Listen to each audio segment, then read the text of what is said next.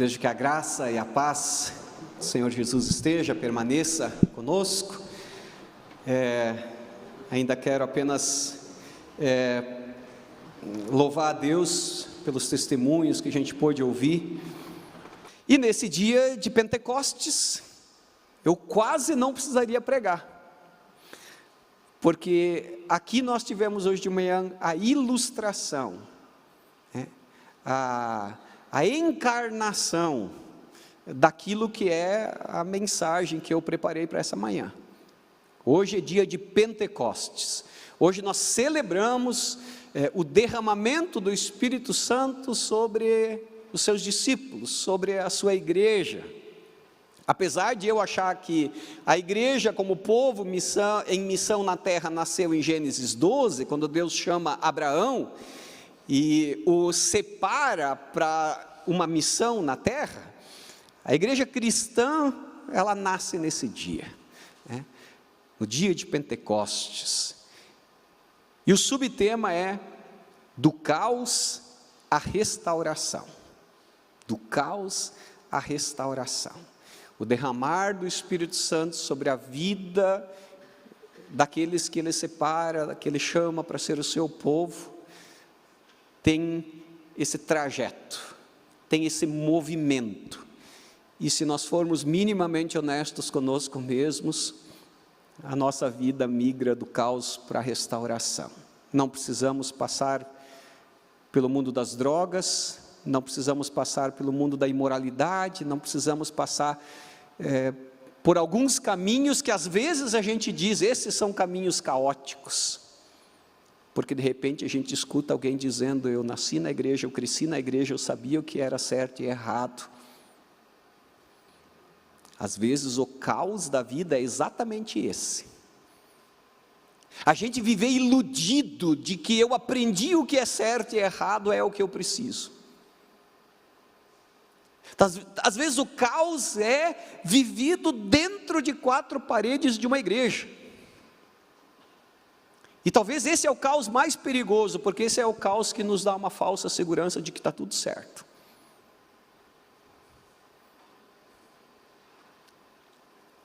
Talvez esse seja o teu caos hoje. E quanto antes a gente admitir, né, irmão?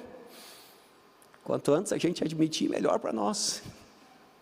Porque daí começa esse movimento de sair do caos, para ter um encontro vivo, verdadeiro, com esse Espírito que transforma caos e restaura vidas, e nos dá a vida plena, nos dá a vida abundante. Quando nós olhamos a história bíblica, nós vamos perceber essa realidade do caos desde a queda. Na verdade, desde antes, porque diz que havia um caos sobre o qual o Espírito de Deus se movia no contexto da criação. Mas nós não precisamos olhar para a Bíblia para perceber essa realidade. Nós percebemos essa realidade muitas vezes ao nosso redor e às vezes dentro de nós. Às vezes percebemos que tudo está secando. Tem tempos em que a vida perde o sabor, a esperança se esvai, a alegria desaparece e a gente fica com essa sensação de que tudo foi devastado. Às vezes isso aparece na sociedade, às vezes isso aparece na família, às vezes isso aparece no nosso coração. Como veremos daqui a pouco, existe um profeta bíblico que fala dessa realidade, o profeta Joel, e nós vamos perceber na história dele, na história do povo, no seu contexto, de que gafanhotos devastaram toda a terra, mas que o pecado devastou o coração. O pecado devastou o coração das pessoas. O povo de Deus estava vivendo uma catástrofe nacional. Uma praga de 4 levas de gafanhoto havia devastado completamente a terra. As plantações haviam sido consumidas, a fome se instalou, a economia entrou em colapso, o culto foi afetado, e a sensação era de total desespero, de caos completo. Só que Joel não interpreta aquela situação apenas como um desastre natural. Ele entende que existe uma dimensão espiritual naquele caos, e esse caos está diretamente relacionado ao pecado do povo. O primeiro capítulo de Joel, ele é muito pesado, ele é um capítulo aterrorizante, quando a gente olha e tenta imaginar aquela realidade que se instalou no meio do povo de Deus. O profeta usa imagens muito fortes para falar dessa realidade. Nós queremos olhar algumas delas. Em Joel, no capítulo 1, o versículo 4, diz assim: o que o gafanhoto cortador deixou, o gafanhoto peregrino comeu. O que o gafanhoto peregrino deixou, o gafanhoto devastador comeu. E o que o gafanhoto devastador deixou, o gafanhoto devorador comeu. Ou seja, foram 4 levas de espécies distintas de gafanhotos que passaram, e o que um não destruía, o outro vinha, destruía, e o que esses 2 não destruíam, o terceiro destruía, e foi devastação total, completa, no contexto do seu povo. No versículo 6 diz: uma nação poderosa e inumerável invadiu a minha terra. No versículo 10 vai dizer: os campos estão arruinados, a terra está seca, o trigo está destruído, o vinho novo acabou e o azeite está em falta. No 12 ele diz: secou-se a alegria dos homens. E no 16: não é verdade que a comida foi eliminada diante dos nossos próprios olhos e que a alegria e a satisfação foram suprimidas? Eu sei que num contexto urbano, no contexto de uma metrópole como a nossa, a gente precisa fazer um exercício para imaginar algumas coisas assim. O que significa que não tem mais trigo? O que significa que o gado morreu? O que significa que as árvores frutíferas foram devastadas, que as azeitonas não existem mais?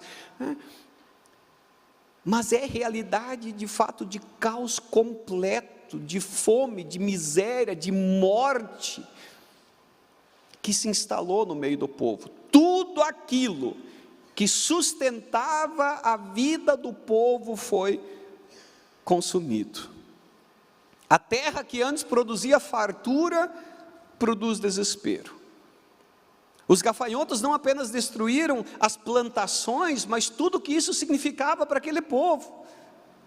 Em consequência, o gado morre, em consequência, a economia entra em colapso, a fome se instala, a morte anda solto, tudo está acabado. E então o Joel nos informa uma coisa muito importante e talvez chocante: tudo aquilo não é apenas um desastre natural, tudo está relacionado à condição espiritual daquele povo. Veja o que ele diz agora, a partir do capítulo 2, versículo 12.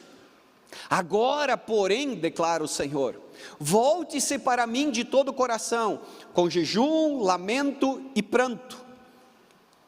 No versículo seguinte diz: rasguem o coração e não as vestes. Rasgar as vestes era um símbolo de arrependimento, e ele diz: não rasguem as vestes, rasguem o coração, voltem-se para o Senhor, para o seu Deus.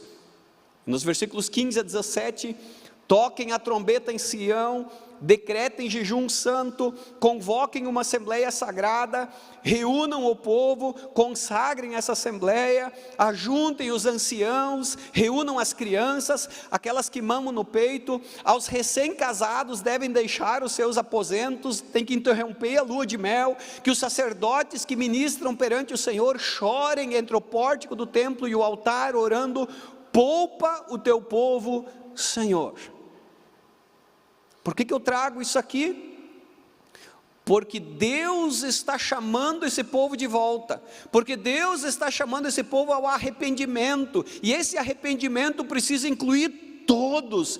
Esse arrependimento não pode ser um faz de conta, tem que ser profundo, ao ponto de rasgar o coração. E por que Deus faz isso? Só faz sentido chamar de volta quem se afastou. Só faz sentido chamar ao arrependimento quem pecou.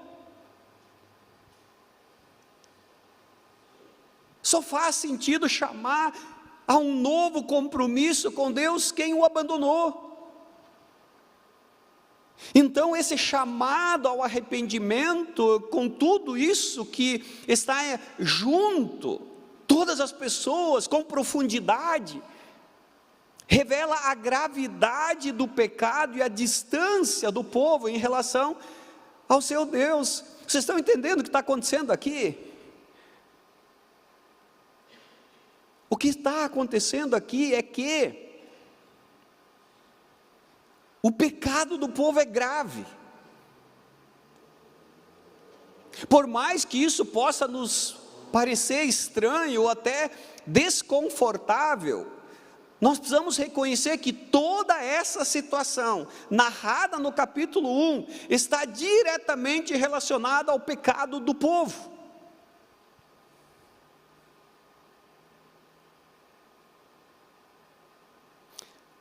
Mas te segura aqui no banco, que as coisas podem ficar piores.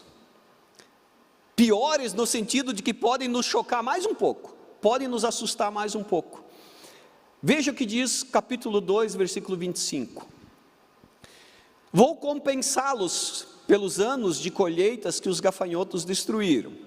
O peregrino, o devastador, devorador e cortador.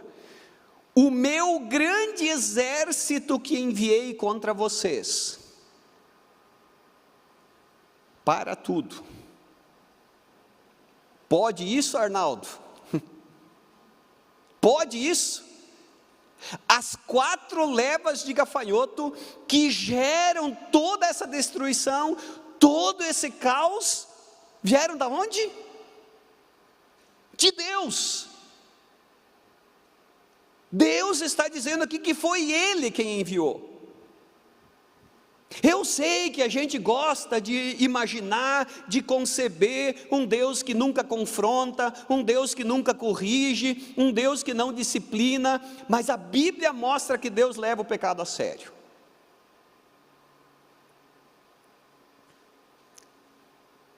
É muito mais confortável a gente terceirizar responsabilidades, é muito mais fácil a gente culpar os outros, e principalmente quando a gente tem na nossa espiritualidade um personagem que é a personificação do mal, né? Então a gente tem o diabo para dar a culpa também.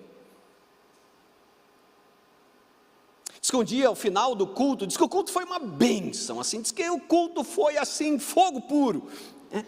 E aí terminou o culto, diz que quando a turma começou a sair da igreja, assim, na frente, assim, na escadaria, estava o diabo sentando, chorando, assim, estava aos prantos, assim, soluçava, né? Aí o pastor estufou o peito, foi lá para o diabo e disse: tomou, Satanás, viu o que dá se meter com esse povo, olha só que bênção que é essa igreja e tal. E o diabo continuava chorando, dizendo: não é isso, eu não aguento mais, tudo é eu, tudo é culpa minha. Tem coisa que não é o diabo não, e não adianta a gente dar culpa para ele. Às vezes é a gente, às vezes são as nossas decisões, às vezes é a nossa rebeldia, às vezes é o nosso afastamento, que traz desgraça, que traz caos, que traz sofrimento, que gera morte. Às vezes sim é o diabo, às vezes ele gera o caos, ele é cruel, ele não tem escrúpulos, ele mata, ele rouba, ele destrói, mas nem sempre é ele.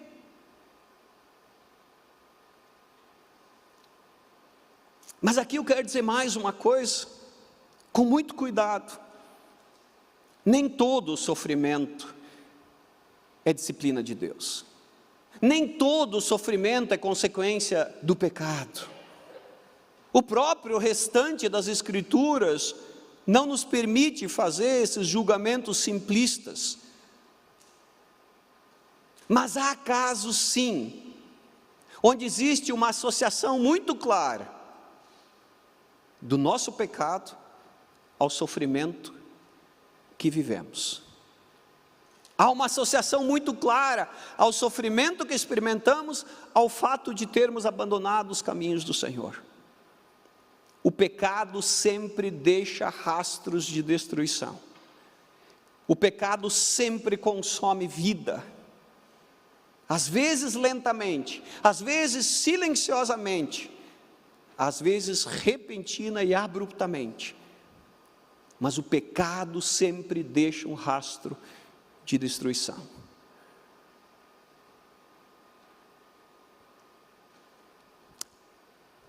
É assim que toda a história bíblica não nos deixa no caos. O centro da mensagem do livro de Joel continua nesse versículo que nós já lemos. Agora, porém, declara ao Senhor: volte-se para mim de todo o coração. Essas palavras são extraordinárias, são incríveis, porque mesmo depois do pecado, mesmo depois da rebeldia, da distância, do abandono dos princípios e valores, do relacionamento com Deus, mesmo depois da devastação, mesmo depois da disciplina, Deus continua amando e chamando o seu povo. Essa é a essência do arrependimento bíblico. Arrependimento não é apenas sentir culpa. Arrependimento é um retorno, uma volta, uma conversão ao Senhor. Por isso Joel também diz: rasguem o coração e não as vestes. Deus não espera uma manifestação externa de religiosidade, deseja um coração quebrantado, um povo que abandone a autossuficiência, que reconheça a dependência dEle e que se coloca sob o agir de Deus para que a sua vida seja nova, seja transformada. E então Joel revela quem Deus é. A gente pode se voltar para o Senhor, para o nosso Deus, porque Ele é misericordioso e compassivo, muito paciente e cheio de amor. Queridos, Deus não nos disciplina para nos destruir, mas para nos restaurar como filhos. Então, mesmo no meio da disciplina, mesmo no meio do sofrimento, mesmo no meio das consequências, às vezes terríveis, que nós estamos vivendo por causa do pecado, Deus continua sendo misericordioso. Deus continua sendo misericordioso, ainda que Ele envie 4 levas de gafanhoto e destrua tudo que está pela frente. Porque Ele tem um propósito de restauração, porque Ele tem um propósito de uma nova vida, plena, abundante. Por isso, isso é muito importante. Deus não nos disciplina para destruição, mas para restauração. Deus não nos confronta para nos aniquilar, Ele nos confronta para restaurar. Nós jamais deveríamos ler a Bíblia sem ter essas duas coisas muito claras diante de nós. A Bíblia sempre vai revelar e denunciar o nosso pecado. Nós precisamos aprender a ler a Bíblia contra nós.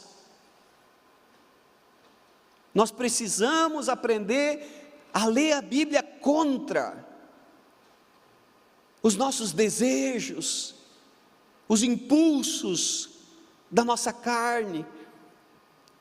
A Bíblia sempre vai desmontar as nossas ilusões, sempre vai expor a nossa secura, o caos do nosso coração. Nós sempre deveríamos desesperar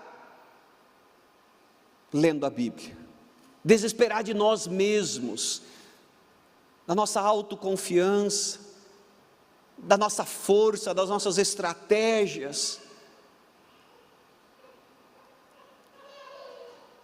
Mas nós jamais deveríamos ler a Bíblia sem encontrar nela um Deus que é gracioso, que é amoroso, que é um Deus perdoador e que pagou um alto preço para restaurar a nossa comunhão com Ele, para nos dar a vida plena e abundante, nos dar a vida eterna. Um Deus que foi até as últimas consequências para destruir as obras do diabo. Às vezes Deus permite que as nossas falsas seguranças desabem, para a gente descobrir de novo a verdadeira segurança que há única e exclusivamente nele. Por isso, depois desse chamado ao arrependimento, no capítulo 2, o tom do livro de Joel começa a mudar. O Deus que confronta também é o Deus que restaura. Joel começa a falar de que novamente haverá abundância, a terra voltará a produzir vinho, azeite, serão abundantes no meio do povo, o culto será restaurado, a vergonha será removida, o povo volta a experimentar essa bondade de Deus manifesta nessa prosperidade, e então vem essas promessas no 18 e 19, o Senhor mostrou zelo pela sua terra, teve piedade do seu povo, o Senhor respondeu ao seu povo, esse povo que foi chamado ao arrependimento volta, clama a Deus, e Deus responde: eu estou lhe enviando trigo, vinho novo, azeite, o suficiente para satisfazê-los plenamente, nunca mais farei de vocês motivo de zombaria para as nações. Continua: as eiras ficarão cheias de trigo, os tonéis transbordarão de vinho novo e de azeite, vou compensá-los pelos anos de colheitas que os gafanhotos destruíram. Vocês comerão até ficarem satisfeitos, louvarão o nome do Senhor, o seu Deus, que fez maravilhas em favor de vocês. Nunca mais o meu povo será humilhado. Vejam, que palavra preciosa, porque às vezes a gente olha para a nossa vida, para a nossa história, para o momento em que a gente se encontra e a sensação é de que a vida foi consumida, por escolhas erradas, pelo pecado, por feridas, por medo, mas Joel nos anuncia agora um Deus que restaura, um Deus que restaura. Mas queridos, não termina por aqui. A promessa não é apenas material, não é apenas a reconstrução de uma cidade, de uma nação, não é apenas a restituição de uma lavoura, não é apenas algo externo, existe algo maior que ainda está vindo conforme a promessa de Joel. Ele diz nos versículos 28 a 30, e depois disso, derramarei o meu espírito sobre todos os povos, os seus filhos e as suas filhas profetizarão, os velhos terão sonhos, os jovens terão visões, até sobre os servos e as servas derramarei o meu espírito naqueles dias, mostrarei maravilhas no céu e na terra. Queridos, o maior presente de Deus para o seu povo naquele contexto, para mim, para você, para nós hoje, não é apenas uma recuperação de terra, uma prosperidade material, dignidade nesse nível, mas é o próprio Espírito Santo habitando no meio desse povo. Esse é o ponto alto, esse é o clímax do livro de Joel. O maior presente de Deus é a sua presença no meio do seu povo. É o próprio Deus habitando no meio do seu povo, trazendo a plenitude daquilo que Deus é, a plenitude daquilo que Deus faz, a plenitude daquilo que Deus tem para esse seu povo. Eu creio que nós somos ainda mais privilegiados do que o povo no contexto de Joel, porque a gente vive depois de Atos 2.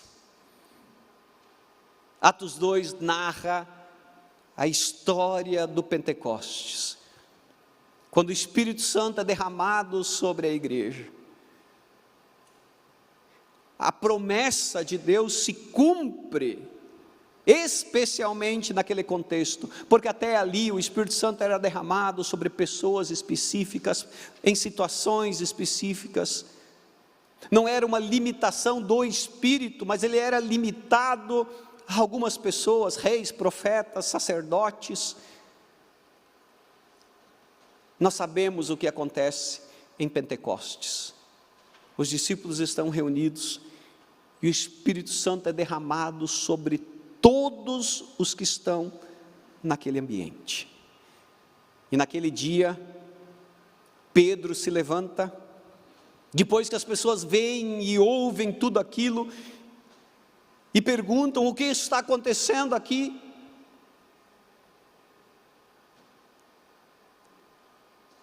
Isso é o que foi prometido através do profeta Joel, é a resposta de Pedro.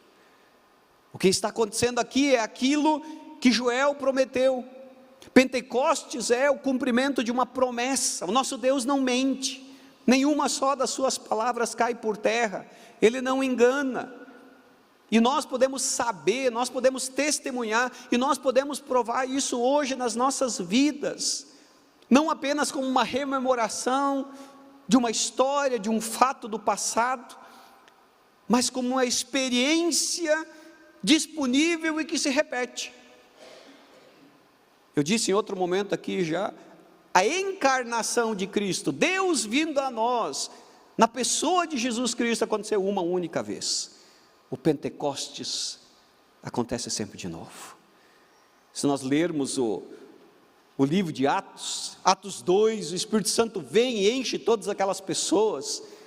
Em Atos 4, o povo está reunido orando e diz que o Espírito Santo enche aquelas pessoas. E há N momentos do livro de Atos em que novos Pentecostes vão acontecendo, novo derramamento vai acontecendo, derramamento de dons, produção do fruto do Espírito, poder do Espírito Santo se revelando sobre a vida daqueles homens, daquelas mulheres, discípulos de Jesus, igreja de Jesus. Percebam, queridos, a história de Joel começa com devastação, começa com caos, mas termina com restauração, com esperança, termina com a presença do Espírito Santo sendo prometido, restaurando aquele povo, restaurando sonhos, dando visões, determinando plenitude de vida. Porque Deus encontra um povo arrependido. E a esse povo Ele não apenas perdoa, mas Ele derrama da sua presença. O Espírito Santo, que na antiga aliança estava basicamente entre vocês, conforme João 16 diz, Ele estará em vocês. Por isso que eu digo, nós temos um privilégio, temos um adicional. Agora o Espírito Santo está entre nós, sim, glória a Deus por isso, mas Ele também está em nós, Ele habita em nós. O Espírito Santo faz uma obra de dentro para fora, porque mesmo muitas vezes que o caos demore, mesmo que a tristeza perdure, mesmo que as lutas se multipliquem, muitas e muitas vezes, a gente experimenta uma alegria indizível, a gente experimenta uma alegria sobrenatural, e a única explicação que temos é o Espírito que habita em nós, de dentro para fora, produzindo algo que nós não podemos produzir, e que as circunstâncias insistem em dizer é impossível experimentar. Me arrisco a dizer Não é profecia, tá? Porque profetizar o óbvio não vale. Que aqui, nesse momento, nesse ambiente aqui, tem pessoas que teriam motivo de sobra para estar em casa, enfiado no fundo de uma cama. Tão grandes lutas, tão grandes adversidades, tão grandes aflições estão enfrentando. Mas de repente o Espírito Santo põe em pé, como ele pôs em pé muitos homens e mulheres na história. E traz até esse lugar, para cantar. Então minha alma canta a ti, Senhor. Você é grande, grandioso és tu, grandioso és tu.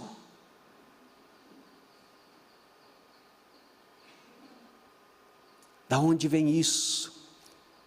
Se não desse Espírito, volto a dizer, que de dentro para fora, vai nos colocando em pé, vai nos sustentando, vai nos movendo.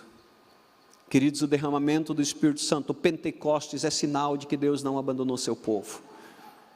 Ele desperta corações mortos, cria fé, Ele forma a comunidade. É disso que eu estou falando. Se a gente está aqui, é porque o Espírito Santo nos trouxe. É Ele quem congrega, é Ele que gera a igreja. É o Espírito Santo que nos capacita para testemunho.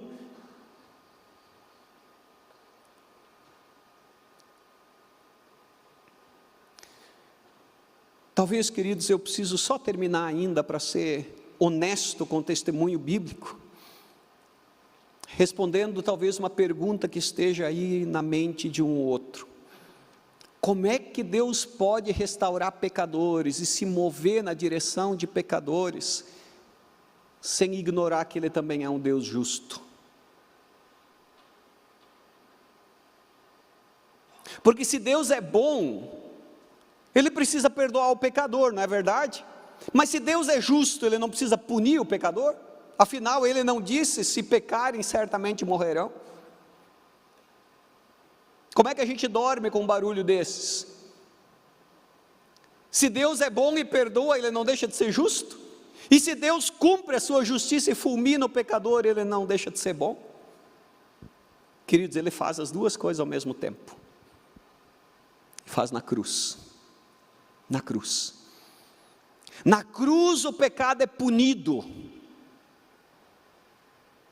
Mas na cruz também, ao mesmo tempo, o pecador é perdoado. A questão é que Deus corta na própria carne. Deus corta na própria carne. Ele morre a morte que era nossa. Ele paga o preço com a sua vida naquela cruz. E nesse ato, todo o pecado é punido. Mas todo pecador é perdoado. Todo pecador é perdoado. Por isso a resposta a essa pergunta, como Deus resolve essa questão da sua bondade e da sua justiça, está em Cristo. Na cruz, em Jesus Cristo, Deus pune o pecado e perdoa o pecador ao mesmo tempo.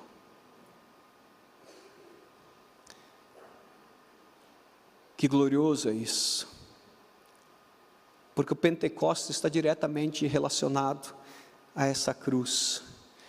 O perdão, a restauração e o derramamento do Espírito Santo são frutos da morte e ressurreição de Jesus. O que a gente faz com isso tudo?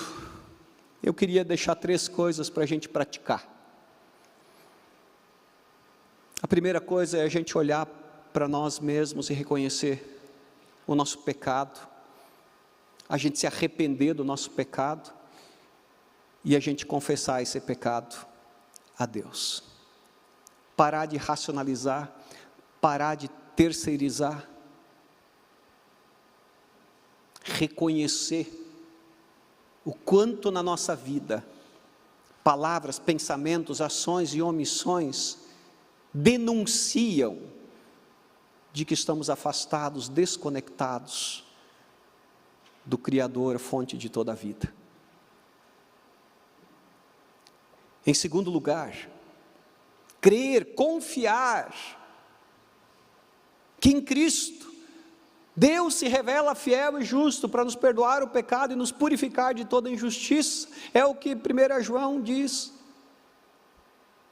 Se confessarmos os nossos pecados, Deus perdoa, Deus purifica de toda injustiça. E pela fé nós precisamos nos apossar disso. Nós precisamos descansar nessa verdade. E a partir disso, clamar a Deus pedindo que Ele derrame o Espírito Santo sobre nós também e traga a restauração. Que a gente ore, vem Espírito Santo.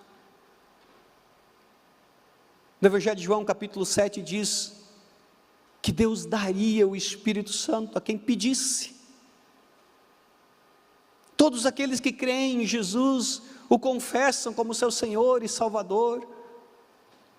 Todos aqueles que reconhecem o seu pecado e se voltam ao Senhor, podem orar dizendo: vem Espírito Santo, vem sobre mim, vem sobre a minha casa, preencha totalmente a minha vida. E Ele vem, Ele restaura,